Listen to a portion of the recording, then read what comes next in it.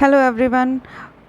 आज हम लोग देखेंगे ओरिफिस मीटर क्या होता है। ओरिफिस मीटर बेसिकली एक एप्लीकेशन है बर्नौलीज़ इक्वेशन की।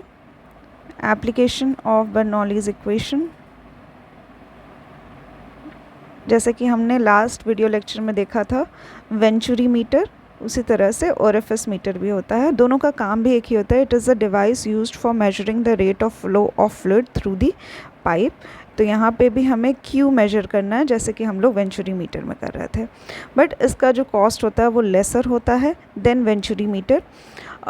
बट अगर हम लोग एक्यूरेसी की बात करते हैं तो एक्यूरेसी इसकी कम होती है, वेंचुरी मीटर ज़्यादा एक्यूरेट होता है। ओके, इसका कंस्ट्रक्शन क्या होता है, दिखता किस तरह से है, तो यहाँ कुछ इस तरह का फ्लैट सर्कुलर प्लेट होता है जिसमें एक सर्कुलर होल होता है जिसे हम लोग कहते हैं ओरिफिस, और यहाँ से फ्लूइड का फ्लो किया जाता है और एक एक्सप्रेशन फॉर्म होता है जिससे हम लोग क्यू कैलकुलेट कर सकते हैं। ओके, अगर हम लोग देखें डाया ऑफ ओरिफिस कितना होता है, तो ये जो डायामीटर ऑफ ओरिफिस है ये नियरली 0.4 से लेकर 0.8 टाइम्स पाइप डायामीटर के बराबर होता है।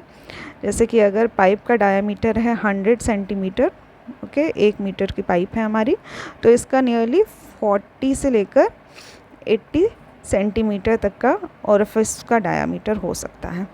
ये कुछ इस तरह से इसका डायग्राम होता है। ये जो है ये पाइप है, पाइप जिससे फ्लूइड का फ्लो हो रहा है।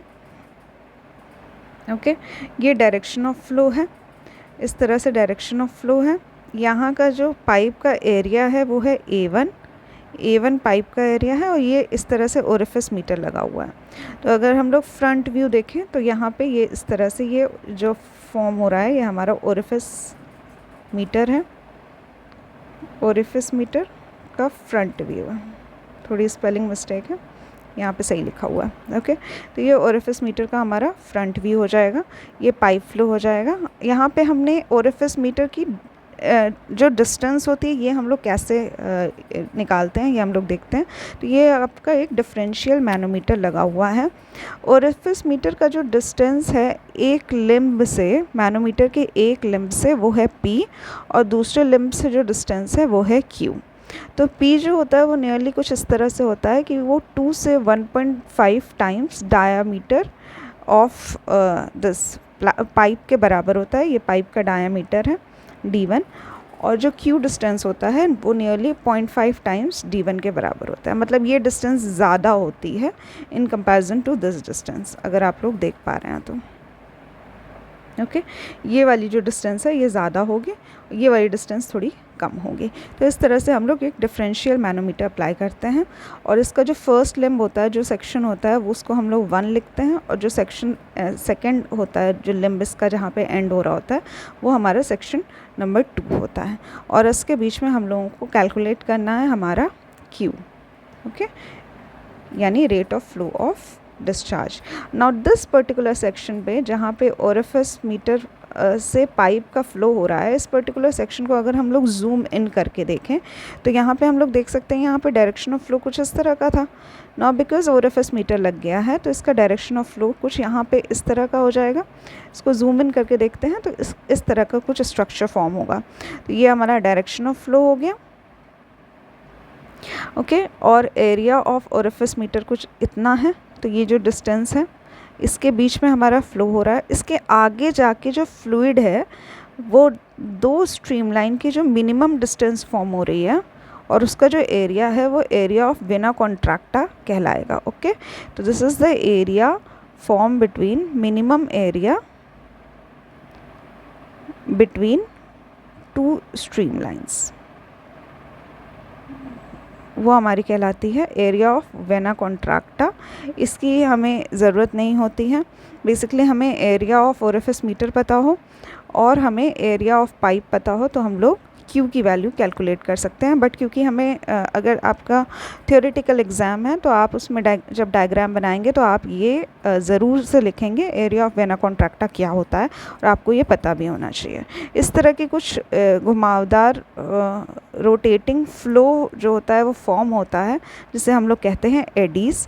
जब हम लोग टर्बुलेंट फ्लो पढ़ेंगे तो हम लोग डिटेल में पढ़ेंगे एडीज़ क्या होती है। यहाँ पे बस नाम लिख लीजिए कि यहाँ पे कुछ इस तरह का रोटेशनल फ्लो जो होगा वो बनेगा, बिकॉज यहाँ पे बीच में ओरिफिस मीटर आ गया है। नाउ एक्सप्रेशन क्या होता है, expression Q is equals to CD A0 A1 upon under root A1 का स्क्वायर माइनस A0 का square into √2GH। Now H क्या है यहाँ पे, H जो है वो यहाँ पे है x, दो लिम्ब्स के बीच में जो डिस्टेंस हमारी फॉर्म हो रही है वो है x, और h यहाँ पे लिखा हुआ है, तो ये बेसिकली h हो क्या जाएगा, ये हमारा हो जाएगा स्टैटिक प्रेशर हेड। तो प्रेशर हेड जो होगा यहाँ पे वो हो जाएगा h is equals to x,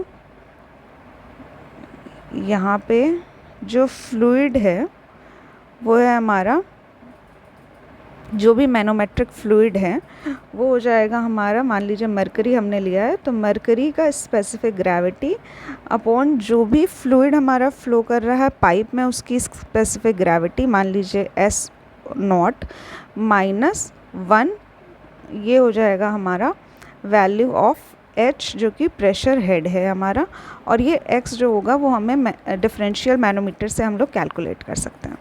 तो दो चीज़ें पता होनी चाहिए, इसमें हम लोगों ने मरकरी लिया हुआ है जिसका स्पेसिफिक ग्रेविटी है Sg, और ये जो फ्लूइड फ्लो कर रहा है इसकी स्पेसिफिक ग्रेविटी है S0। ओके, तो ये हो जाएगा हमारा expression of rate of flow. यहाँ पे जो CD है वो है coefficient of discharge for orifice meter. जो CD होता है coefficient of discharge of orifice meter जो होता है वो काफ़ी कम होता है वेंचुरी मीटर के कोफिशिएंट ऑफ डिस्चार्ज से, इसलिए ये जो होता है ये लेस एक्यूरेट होता है।